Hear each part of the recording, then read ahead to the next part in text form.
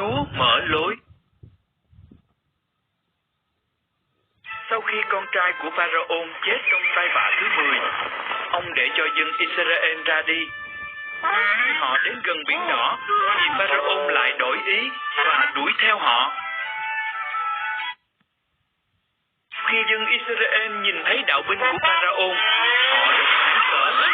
Nhưng Đức Chúa Trời bảo Môi-se giơ cây gậy của ông lên, hướng về phía biển đỏ. Đức Chúa Trời liền khiến một cơn gió mạnh thổi đến và rẽ biển ra. Một con đường khô ráo hiện ra và dân Israel đi bộ ngang qua biển đỏ. Hai bên họ là hai bức tường bằng nước. Họ đến bờ bên kia an toàn. Đạo binh của Pharaoh tiếp tục truy đuổi dân Israel. Đức Chúa Trời bảo Môi-se giơ tay ra, biển liền lấp lại như cũ và toàn bộ đạo binh Pharaoh bị nhấn chìm giữa biển.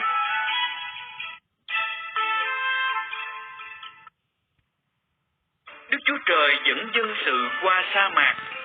Ngài ban cho họ thức ăn và nước uống.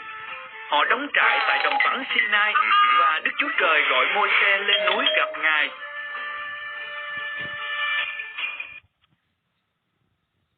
Với lửa và khói bao quanh mình, Môi-se leo lên đỉnh núi và Đức Chúa Trời ngự xuống gặp ông.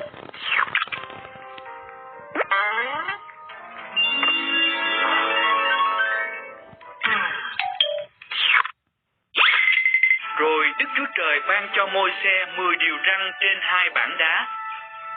Không thờ thần khác, không làm hình tượng, tôn kính danh ta, giữ ngày sa bát như một ngày đặc biệt,